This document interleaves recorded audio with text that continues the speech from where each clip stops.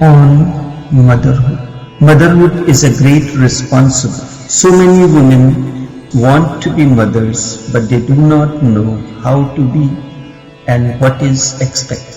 Remember, by being mother, you are nourishing a consciousness and going to give birth to a new body-mind realm to house the consciousness. Therefore, for these days, when you are pregnant, be celebrating, rejoice each moment, dance, sing, listen to music, meditate and love. Be very soft. Do not do anything hectic in a hurry. Do not do anything in a tension. Just go slowly.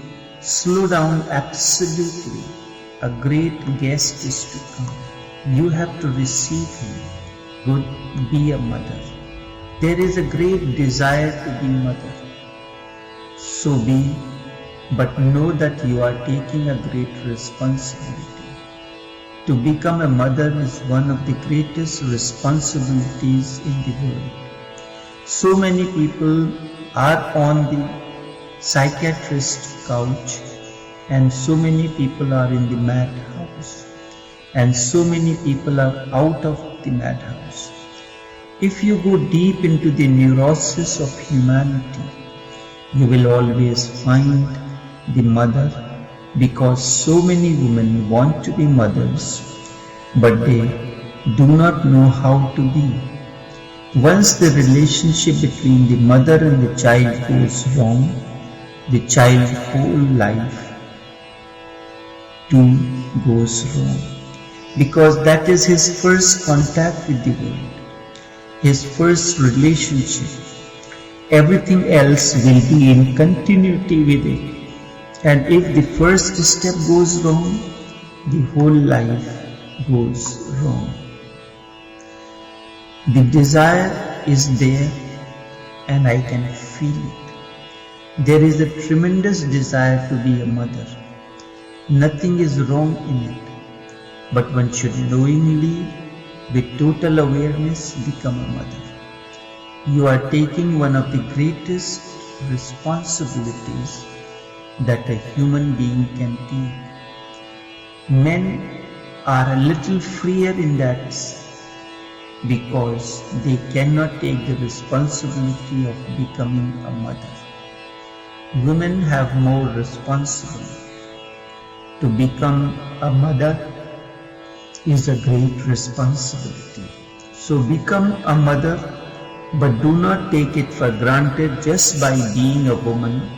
One is necessarily a mother. That is a fallacy. Motherhood is a great art. You have to learn it. So start learning about it lovingly and meditatively. A few things I would like to say to you. First, never treat the child as yours. Never possess the child. The child comes through you, but not from you. Indeed, the child is not yours. God has only used you as a vehicle, a medium, but the child is not your possession. Love, but never possess the child. If the mother starts possessing the child, then the life is destroyed. The child starts becoming a prisoner. You are destroying his personality and you are reducing him to a thing. Only a thing can be possessed. A house can be possessed. A car can be possessed. Never a person. But we, out of ignorance, go on trying to consider the children as our possession. So this is the first lesson. Get ready for it. Before the child comes, you should be able to greet him as an independent being, as a person in his own rights, not just your child. The child is born through you because you have the mechanism for the body. Therefore, Give the child your unconditional love, but not your mind. Certainly, as the child grows, it will have the mind of home. Love is more important than conditioning the mind. Give him your unconditional love.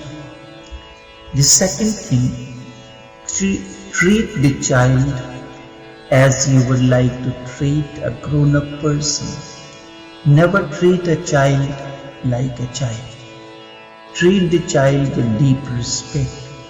God has chosen you to be the host to welcome this child. God has entered into your being as a guest. The child is very fragile and helpless. It is very difficult to respect the child. It is very easy to humiliate the child. Humiliation comes very easy because child is helpless and cannot do anything to retaliate or react. Treat the child as a grown-up and with great respect. Once you respect the child, you do not try to impose your ideas on him. You do not try to impose anything on the child. You simply give him freedom. Freedom to explore the world. You help him to become more and more powerful in exploring the world, but you never give him the directions. Give him energy. You give him protection.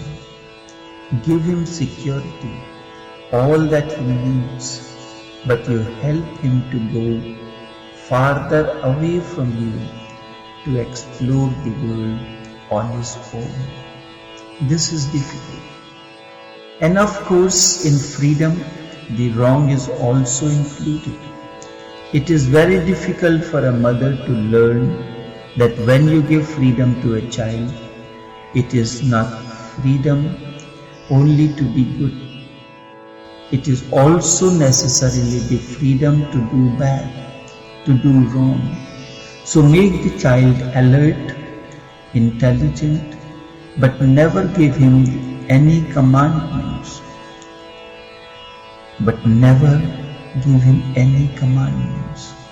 Nobody keeps them, and people become hypocrites.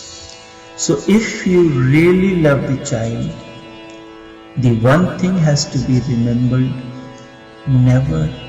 never help him in any way, force him in any way to become a hypocrite.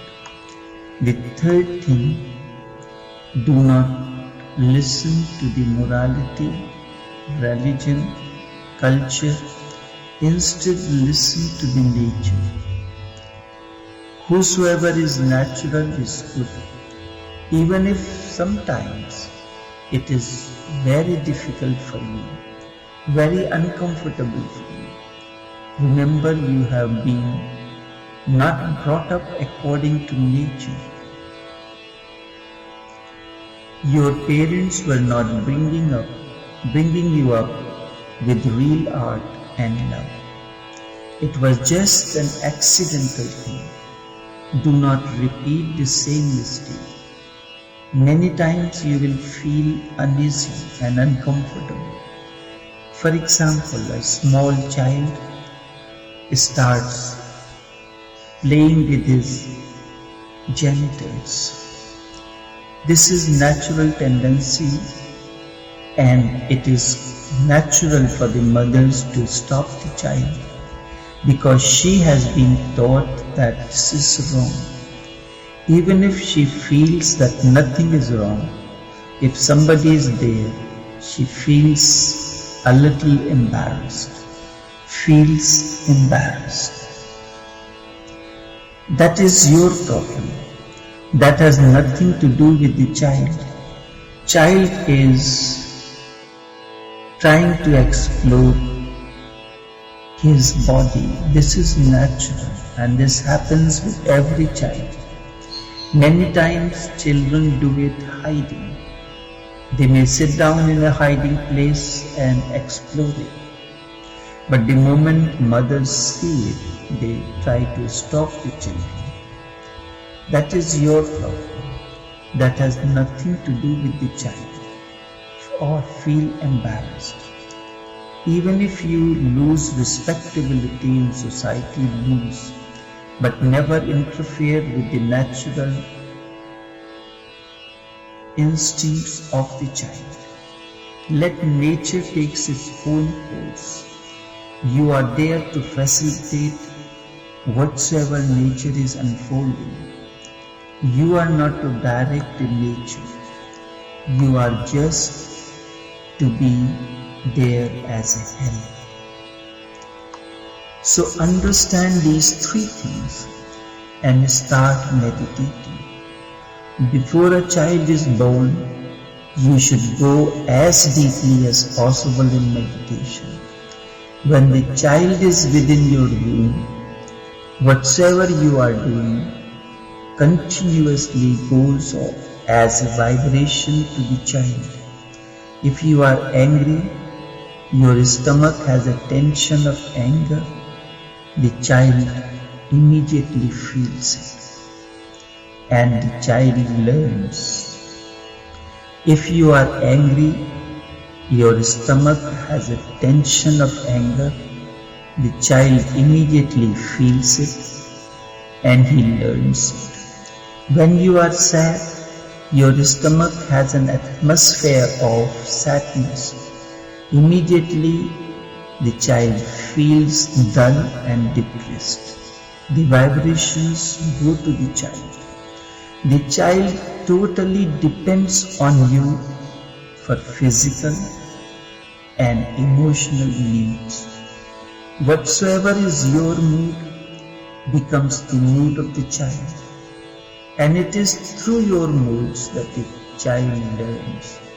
The child has no independence right now. Your climate is his climate. Your moods are his moods. Your emotional state is his emotional state. And this is where he learns the first lesson from the mother. That is why I said it is a great responsibility to be mother. You have to be aware, conscious, meditative and loving every moment. So no more fighting and no more anger is needed. Instead, meditativeness is needed.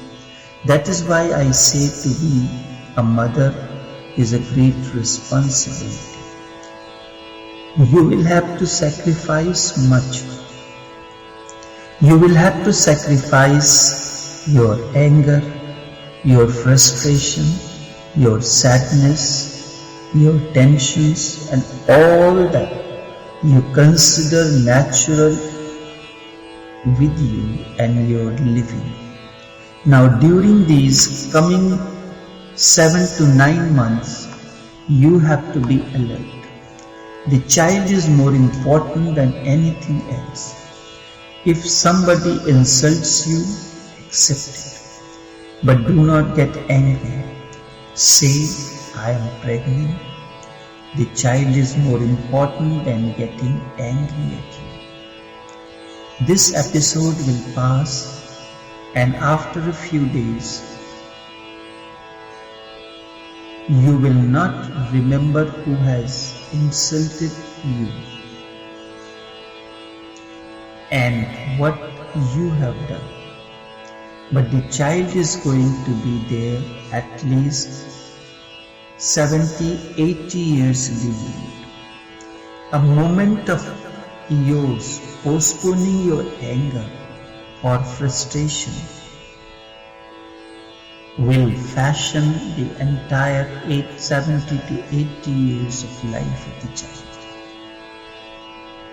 If someone insults you, accept it, but do not get angry. Say, I am pregnant. The child is more important than getting angry at you. The episode of anger will pass, and after a few days I will not remember who has insulted me and what I have done. But the child is going to be there at least 70, 80 years in the world.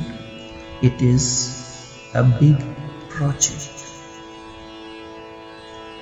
Even if you want, note it down in the diary. When the child is born, then you can be angry with the person. But right now, no. Just say, I am a pregnant mother. I cannot be angry. That is not allowed. That will affect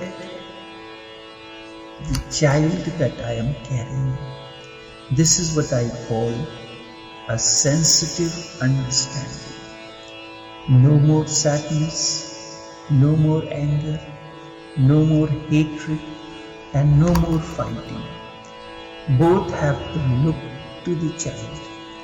When a child is there, you are both secondary.